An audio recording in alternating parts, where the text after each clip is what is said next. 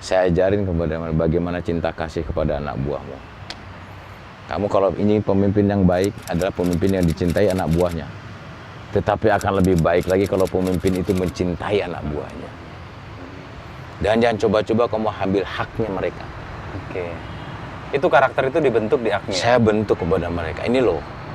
Nih, ini hak kamu, ini hak anak buah. Jangan kau coba-coba kau sentuh perutnya. Saya di setiap satuan saya di sini Mas di Kodam Jaya. Sak Kodam ini saya bagi training gratis satu-satu. Oke. 15.000 olahraga itu ya. Iya. Saya yakin kalau kita tulus ikhlas Membuat rezeki mereka itu senang. yang ada aja Mas. Jadi kalau kita ingin bersedekah itu jangan mikir dah.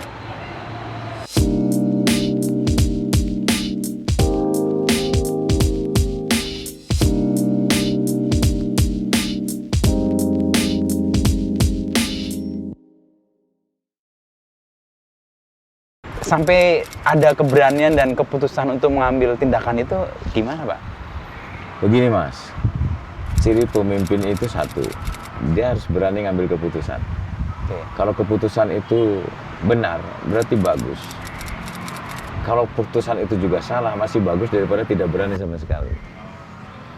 Saya ingin dalam setiap menjabat, saya di Kodam Jaya, kita menjabat itu harus ada getarannya. Kita menjabat itu harus ada pengaruhnya. Saya nggak mau ngejabat dalam satu jabatan, itu saya landai-landai aja, saya nggak mau. Betul kan? Saya pikir apa yang harus saya perbuat untuk bangsa ini, apalagi di DKI Jakarta ini kan barometer. Ya. Kan begitu. Kalau Jakarta aman, semuanya akan aman. Kejadian 98, Jakarta goyang semua daerah. Kan begitu. Nah ini saya bilang kita perlu ketegasan. Ya, ketegasan. Saya lihat informasi-informasi dari sebelum-sebelumnya bahwa memang perlu adanya ketegasan yang hakiki.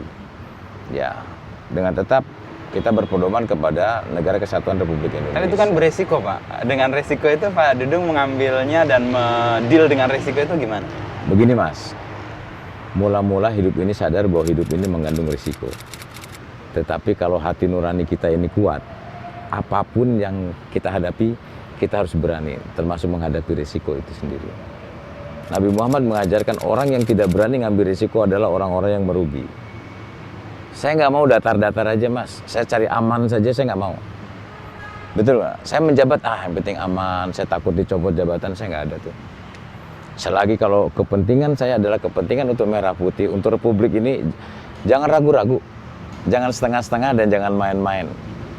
Saya berbuat begitu aja. Ketegasan Pak Dudung itu, Pak Dudung sadar nggak memberi pengaruh dan kepercayaan diri lebih kepada aparat di bawah yang kemudian ngerasa, oh ini nih, ada pegangan baru. Nah, Sadar nggak? Artinya begini Pak, Tuhan itu sudah memilih apa yang kita alami. Tinggal kita memilih bagaimana harus kita lalui. Apa yang saya lakukan, ini kehendak yang Maha Kuasa. Saya yakin dengan itu aja. Betul kan? Nah, saya ajarkan kepada prajurit Kodam Jaya, kamu harus jadi petarung. Kamu harus jadi jagoan dan kamu harus jadi pemberani. Jangan jadi ayam sayur saya bilang. Yang kalau diadu kalahan itu. Iya. Harus jadi jagoan. Artinya bukan kita kemudian so jago juga, tidak. Mentang-mentang juga kan? Ya tidak. Karena saya katakan misi saya di Jakarta ini, kalian pegang teguh 8 wajib TNI, terutama yang ke-8. Menjadi contoh dan memelopori segala usaha-usaha untuk mengatasi kesulitan rakyat sekelilingnya. Kita harus hadir di tengah-tengah mereka. Rakyat sedang kesulitan, kamu harus hadir. Kenapa itu ditekankan, Pak? Apa punya background pengalaman Pak Dudung masa lalu soal kesulitan, bagaimana harus bersama dengan rakyat yang Karena memang begini Mas, TNI, khususnya Angkatan Darat, ya TNI itu berasal dari rakyat, oleh rakyat, dan untuk rakyat. Persis. Kan begitu. Kita digaji oleh rakyat Mas. Kita beli baju dari rakyat juga. Terus kalau lu nggak kerja Membela rakyat. ngebela rakyat, terus ngapain lo? Cuman gagah-gagahan doang. Kamu tunjukkan gitu loh. Kiprahmu di negara ini, di Jakarta ini apa kira-kira nih? Oke. Itu kan? Cari kesulitan-kesulitan rakyat yang kira-kira bisa kamu bantu. Kamu hadir di sini. Mereka. Itu Begitu. tentara menjadi menyatu dengan rakyat Ya, akhirnya iya. Pak ya. Oke. kan kita ini kan doktrin kita sebagai tentara rakyat, tentara nasional dan tentara pejuang. Jadi rakyat, tentara pejuang dan tentara nasional. Gitu dong. Nah, dalam perjalanan itu saya membaca apa yang Pak Dudung lakukan di Akmil sebenarnya. Oh iya. Ya, menarik beberapa. Pak Dudung mengubah metode pembelajaran, pendidikan, relasi antara senior dan junior, memberi ruang bagi semua agama punya tempat di situ.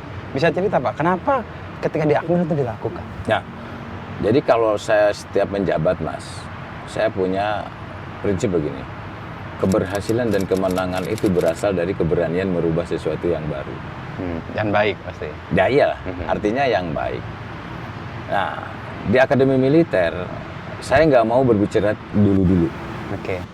Karena saya bilang kunci sukses itu ada 3. Yang pertama, lupakan masa lalu. Karena masa lalu itu tidak pernah akan balik lagi. Oke. Yang kedua, lakukan secara optimal. Kalau maksimal kita sulit. Optimal. Ya. Yang ketiga, masa depan itu hanya sebuah cita-cita dan angan-angan, tapi harus diperjuangkan. Oke, 3 prinsip itu yang lah. Pak pegang. Saya bilang kalau yang dulu-dulu saya nggak mau. Zaman saya dulu taruna, nggak ada. Nggak boleh begitu. Saya nggak mau berbicara dulu. Karena nggak saya bisa bilang balik. kalau dulu-dulu nenek saya juga masih gadis dulu. Jadi saya bilang ke taruna, ini zaman sudah zaman IT, teknologi canggih. Iya. Kalau lu masih belajar model-model cara lama, saya bilang kamu terbelenggu, tergerus oleh zaman. Makanya kamu, saya tekankan adalah Kemampuan tentang IQ, tentang kemampuan otak. Bukan kemampuan fisik saya bilang, kemampuan otak. Kalau orang sudah pergi ke bulan, lu masih berpikir begini, masih fisik saja. Makanya saat itu saya ada program e-learning. Semua program kegiatan belajar mengajar itu menggunakan IT. Oke. Ya ada tatap mukanya pada saat dia dialog dengan dosen dan Di sebagainya. Akmil ya, tahun 2018 sampai 2020. Nah, jadi mereka pun begitu. Kemudian saya terapkan bagaimana keseriusan mereka tentang beribadah. Karena selama ini saya lihat kalau mereka itu pas azan berkumandang dia masih kuliah. Saya bilang, kamu jangan kau kejar duniawi sementara Tuhanmu kau lupakan. Sebelum azan berkumandang kau sudah di masjid. Begitu juga yang Protestan. Nah yang Katolik dan Hindu sejak sama dari dulu lah Mas, dari tahun 57 sampai 2020 Mas. Ada gereja Katolik itu adanya di luar, sama-sama dengan masyarakat. Oke, jadi nggak bisa. Begitu juga yang Hindu adanya di luar. Pura. Nah kalau misalnya ada kegiatan pas di Akmil itu kalau ada kegiatan sholat Jumat, yang Katolik maupun yang Hindu, mereka tuh hanya nyusun-nyusun bangku saja di kelas E. Mereka beribadah sendiri. Saya bilang begini, mereka punya hak yang sama sebagai warga negara. Justru saya bilang sedini mungkin dia usia masih muda, kita ajarkan tentang toleransi beragama di sini, saling menghargai. Saya bangun tuh Mas gereja Katolik di sampingnya gereja Protestan. Saya bangun pura di belakangnya gereja Protestan. Dan luar biasa itu responnya ya dan di situ lah. Itulah sebetulnya implementasi Pancasila tuh di situ. Betul kan? Konkretnya seperti itu. Dan mereka pun sama-sama akhirnya yang Islam di Islam, Protestan, Katolik, Hindu. Kan tadi kesamaan hak sebagai warga negara tadi ya Pak ya. Saya buat begitu mereka. Soal tadi kecerdasan, lalu soal hak yang sama untuk beragama. Lalu Pak Dudung kan juga mengubah soal relasi antara senior dan junior itu. Ya, saya bilang itu tadi saya katakan Mas. Dulu zaman dulu ada terjadi pemukulan dan segala macam. Saya ingat 94 dulu kan kasus besar itu. Ada yang meninggal dan segala macam. Saya di sana Mas. Saya sampaikan kepada taruna, kamu jangan ada kegiatan yang tanpa makna. Jangan ada kegiatan yang tanpa makna. Semuanya harus ada tujuannya. Dan saya bilang jangan mendemonstrasikan kebodohan depan saya. Yang nggak perlu-perlu nggak kau lakukan. Ya pemukulan lah apa, sikap push up yang berlama-lama. Hakikatnya nggak ada, tujuannya nggak ada. Saya bilang nggak usah. Terjadi perubahan besar. Terjadi perubahan. Ada penolakan? Terjadi kemudian akhirnya saya sampaikan kamu antara adik dan senior dengan adik harus ikatan kokoh. Karena suatu ketika kamu akan menjadi mitra. Dan suatu ketika nanti adikmu ada yang mimpin kamu, saya bilang. Oke. Ingat saya bilang, nanti suatu ketika adikmu ada yang mimpin kamu. Dasar itu yang kemudian Pak Dudung mengubah relasi junior-senior yang betul. tidak sehat itu. Iya betul. Jadi keluargaan, baik, guyup, akrab, begitu. Ada perlawanan nggak Pak? Oh tidak ada sama sekali. Mereka menerima karena alasannya clear. Dan saya kalau ada terjadi pemukulan nggak ada cerita, saya keluarkan. Kejadian, Pak? Ada kejadian 2 orang pemukulan, pencurian, pulang ada cerita. Saya tegas yang gitu-gitu, nggak ada cerita, betul kan? Karena dia calon pemimpin nantinya gitu, kan begitu. Dari hasil evaluasi setelah ada perubahan itu, ada hasil yang lebih baik, Pak? Banyak. Ya artinya mereka merasa bahwa saya sebagai bapak, sebagai guru, kan sebagai komandan, betul-betul dia akhirnya mereka pun belajar dengan semangat, tidak ngantuk. Begitu juga pola makan yang saya perhatikan, saya jangan coba-coba, saya bilang, saya sampaikan ke rekanan, kamu jangan coba-coba motong uangnya mereka, uang makannya mereka. Rekanan yang masuk makanan? Yang masak. Oke. Jadi rekanan itu kan saya hadirkan suruh paparan di depan letkol ke atas. Silakan letkol ke atas kritisi tentang menu makanan. Untuk Taruna? Untuk Taruna. Menu hari Senin sampai ke Minggu kritisi. Ya silakan. Ini keputusan bukan keputusan gubernur. Keputusan bersama? Tapi keputusan bersama. Oke. Dan saya bilang rekanan jangan coba-coba kamu ngasih duit sama gubernur. Awas kamu. Jadi makannya gede-gede mas. Dagingnya gede-gede itu. Ini Taruna gembira dong. Wah, karena seneng lah mas. Diberi pelayanan. Iya, dan baik. kita ada contoh di manhole sebagai Oke. kontrol. Kalau makan nggak benar kita cek. Terus makan sebelum ke meja makan harus melalui ahli gizi dulu, lewat dokter dulu, baru bisa masuk. Dan zaman saya waktu itu hari Selasa, Kamis itu harus ada puding dan es krim. Oke. Sebulan sekali ada makannya beef stick mas. Wah, saya ceritain kepada Sebulan sekali. adik-adik Sebulan saya sekali. yang dulu Iya, tahun sebelumnya, nggak tahunnya pernah 97, 9 tahun, 2 tahun.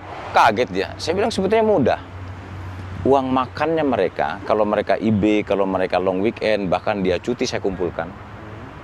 Kemudian saya kembalikan lagi kepada mereka. Saya ajarin mereka, ini loh kalau hak kamu, nanti suatu ketika kau jadi pemimpin, kalau hak prajurit, kau jangan kau ambil. Ini saya kembalikan sama kamu. Itulah bisa makan beef stick. Seperti itu. Begitu juga snack-snack mereka kalau misalnya dia pesiar, dia IB dan long weekend, dikumpulin oleh Persit. Saya bilang ke istri saya, kamu kembalikan lagi kepada mereka. Bentuknya apa mas? Jadi setiap bulan setelah makan siang itu ada kue tart. Kue tart itu banyak sekali dan itu bisa dimakan untuk satu resimen. Oh gitu. Jadi 1 bulan itu ulang tahun tuh bisa 15 orang, 20 orang. Sekalian. Yo makan sama-sama di situ. Ya itu uang-uang kamu. Jadi kalau sisa uang makan itu kalau misalnya dia latihan luar, gubernur dengan istri saya ajak bawa makanan. Pulangnya pun Holland Bakery mas, snacknya. Iya. Ya tapi itu uang kalian. Dan mereka semua ya. Saya beliin kacamata gratis. Sebelumnya itu nggak terjadi kenapa? Ya saya nggak tahu mas. Beda koke, beda masakan. Oke. Saya ajarin kepada mereka bagaimana cinta kasih kepada anak buahmu. Kamu kalau ini pemimpin yang baik adalah pemimpin yang dicintai anak buahnya. Tetapi akan lebih baik lagi kalau pemimpin itu mencintai anak buahnya. Dan jangan coba-coba kamu ambil haknya mereka. Oke. Itu karakter itu dibentuk di aknya? Saya bentuk kepada mereka. Ini loh. Nih, ini hak kamu, ini hak anak buah. Jangan kau coba-coba kau sentuh perutnya. Saya di setiap satuan saya di sini mas di Kodam Jaya. Sak Kodam ini saya bagi training gratis satu-satu. Oke. 15.000 olahraga itu ya? Iya. Saya yakin kalau kita tulus, ikhlas, Membuat rezeki mereka itu senang. yang ada aja mas. Jadi kalau kita ingin bersedekah itu jangan mikir dah. Kalau dari sisi kemiliteran ini kan seperti lebih manusiawi ya kalau saya membayangkan. Model pendidikannya, lalu bagaimana relasi antara senior-junior juga menjadi normal, menjadi sesuatu yang bukan... Kalau dulu kan saya ingat senior itu selalu benar, dan kalau salah lihat senior tuh kan nomor itu satu. wrong, katanya Ya, kan. itu selalu ini kan dirubah sama sekali, Pak. Saya rubah mas.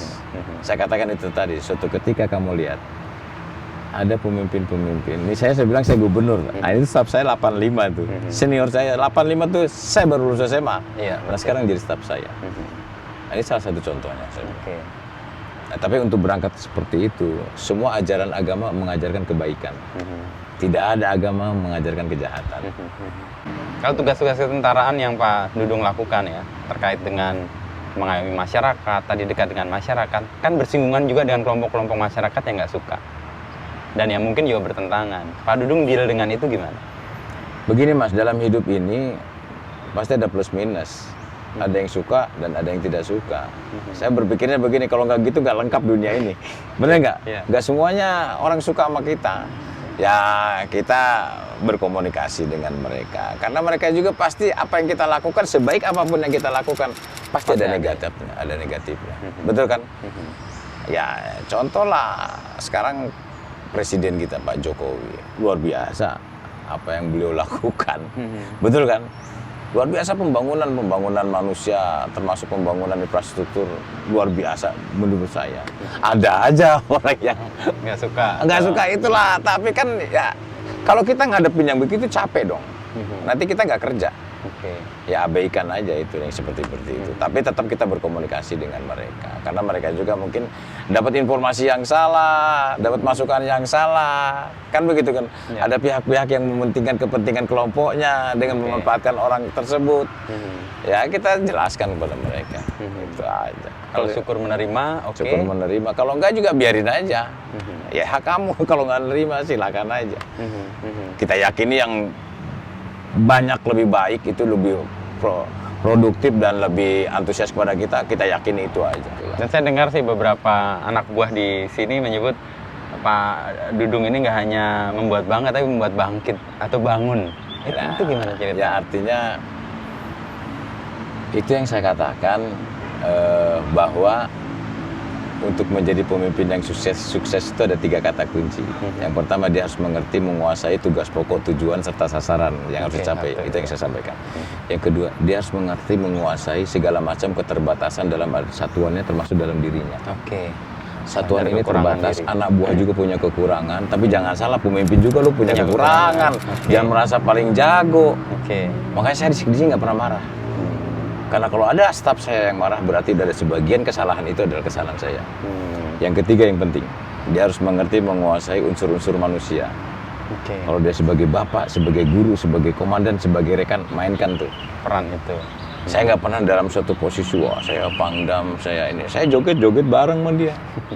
Saya ingat Lepas itu jabatan-jabatan. Iyalah, saya ingat aja Abraham Lincoln, Presiden Amerika yang ke-16. Abraham Lincoln, ya. Untuk mengetes seseorang keasliannya itu gampang, kasih dia kewenangan, kasih dia jabatan, aslinya ketahuan. Ya kalau masih kenal Dudung dulu Letnan Kolonel, sekarang sama aja, kagak ada beda. Emang toh ini semua serba sebentar. Ini hanya sekejap aja. Besok kita jangankan jabatan, besok usia kita, umur kita diambil mau apa? Bener nggak? Makanya jangan sombong, jangan angkuh. Iya. Termasuk yang sangat ramai itu selain Pak Dudung sholat bersama, yang penurunan baliho itu juga kan. Nah ini kita cerita baliho ini. Jadi saya datang ke sini, Mas, ini baliho ini bergelimpangan. Ada seruan jihad, kemudian ada revolusi akhlak. Dan seruan-seruannya seakan-akan orang ini paling benar sendiri. Kan begitu kan. Bahkan ada yang berdoa ke arah baleho itu. Ini saya bilang udah nggak benar. Akhirnya terjadilah proses pengambilan baleho oleh polisi, Pol PP, TNI. Nah baleho itu kemudian setelah kita dapat 338, FPI datang ke Pol PP minta dipasang lagi. Malam itu juga. Loh, Pol PP itu kan penegak hukum, penegak peraturan gubernur, kan pemerintah. Loh kok bisa saya bilang seperti ini? Nah kemudian aparat yang lain saya bilang udah ketakutan. Saya bilang ini kalau seperti ini mau jadi apa nih bangsa ini, saya bilang. Betul kan? Mas lihat Syria, Irak, Iran, Afghanistan, Libya, Libanon, betul nggak? Semua sekarang hancur karena ada pengaruh-pengaruh dunia luar, ya toh. Kemudian kita mengkultuskan salah satu kaum. Kemudian merasa bahwa agama itu yang paling benar sendiri, agama lain tidak. Menurut saya di mata Tuhan tuh semua agama itu sama. Tidak ada bedanya. Karena saya dilahirkan dari agama Islam, ya Islam. Kalau saya lahirnya di Bali, bapak saya Wayan, Hindu saya. Itu takdir. Itu takdir. Tapi jangan merasa benar. Kita ini umat manusia. Orang lain ada Kristen, ada Hindu. Itu ciptaan yang Maha Kuasa. Benar kan? Iya. Dia jangan merasa yang lebih benar, kemudian orang lain itu salah. dan orang lain itu halal untuk dibunuh, tidak ada. Saya bilang kalau saya diam saja seperti ini bahaya. Padahal Pak Dudung sedang menjabat sebagai... Lah iya, saya nggak, itu yang saya katakan Mas, saya nggak mau dalam setiap pejabat nggak ada getarannya. Wah ini kalau seperti ini, oh saya harus berbuat. Ini udah nggak benar. Saya dengan kepolisian segala macam bergabung, koordinasi, saya copotin balik. Karena sudah nggak benar, karena dipasang seenaknya sendiri. Emang Republik punya dia? Orang lain itu pasang baleho itu ada aturannya, tempatnya ditentukan, dan dia bayar pajak. Bukan saya sukanya sendiri. Merasa mungkin dia paling beribadah, paling bertakwa. Kan gitu, main masang sendiri nggak bisa begitu. Ini memprovokasi masyarakat, ini nggak benar. Makanya saya ambil tindakan tegas seperti itu. Dan clear sih Pak, waktu itu ungkapan-ungkapan yang Pak Dudung sebut dan menjadi pegangan. Dan saya sampaikan, karena tanya, Bapak itu baju luar yang perintah, itu perintah saya. Ambil tanggung jawab. Di Jakarta ini panglimanya saya. Saya harus bertanggung jawab tentang keamanan dan ketentraman di Jakarta. Itulah tugas TNI, menjaga kedaulatan negara kesatuan Republik Indonesia. Itu salah satunya, saya bilang. Loh, kalau saya nggak mau berbuat, Mas, lah terus lu mau ngapain aja di sini gitu loh. Bener nggak? Situasi udah seperti ini. Dan itu kayak jadi game changer sih, terus kemudian berubah dan Nah, ada ya sekarang pride alhamdulillah. dan kepercayaan pada aparat sekarang mulai muncul Pokoknya lagi. tegakkan hukum, ikuti aturan. Sekarang pemerintah, pimpinan Pak Jokowi kita ikuti. Itu pemerintah yang sah. Kalau ada kekurangan-kekurangan sedikit, sampaikan, salurkan kepada DPR, kepada organisasi. Silakan. Nggak merasa dia paling benar sendiri mengumpat-ngumpat.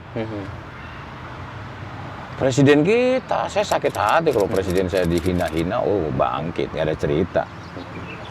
Saya naik tuh darah tuh.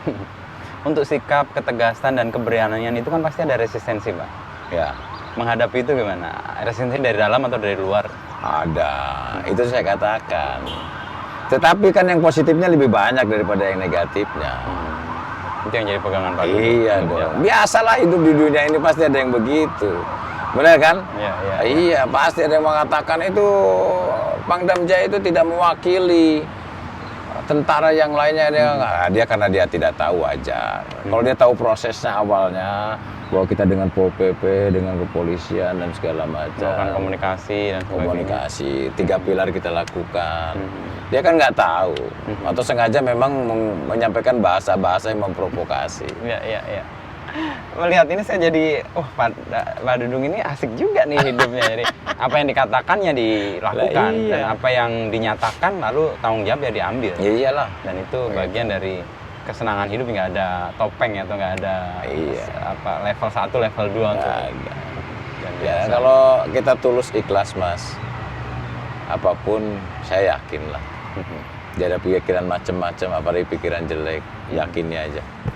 Saya lakukan yang terbaik. Tentunya juga saya kan punya pimpinan, saya lapor mohon petunjuk pada Panglima TNI, kepada Kasat. Saya juga tidak serta-merta saya Pangdam hidup sendirian, tidak. Saya punya atasan, mohon izin Pak. Saya ada tindakan begini-begini Pak, mohon arahan Pak. Oh begitu dong. Oke, itu bagian dari organisasi. Lah iya, itu saya jangan mentang-mentang saya Pangdam Jaya. Secara struktural saya Pangdam Jaya. Tetapi saya atasan saya ada Kepala Staf Angkatan Darat, Panglima TNI, bidang operasional. Ya saya laporkan lah, nggak so jago di sini. Prosedur itu harus kita tempuh Mas. Iya. Ya, saya sebagai bawahan kan. Oke Pak Dudung. Oke, thank you Mas. Makasih banyak. Oke, menyegarkan buat saya. Saya baru banyak dapat insight nih. Ternyata seberani ini dan sekonsisten ini untuk mengambil sikap dan kemudian tindakan ya. Karena kadang-kadang kan ada yang sikapnya A, tindakannya B. Ya. Sikapnya B, tindakannya C. Tidak Lain-lain. Tapi kalau Pak konsisten. Dudung ini saya menemukan yang jarang, dan mudah-mudahan banyak aparat kita yang nanti seperti Pak Dudung. Amin. Mudah-mudahan. Makasih Ya, Pak thank Dudung you. waktunya. Ya, Selamat makasih. siang. Saya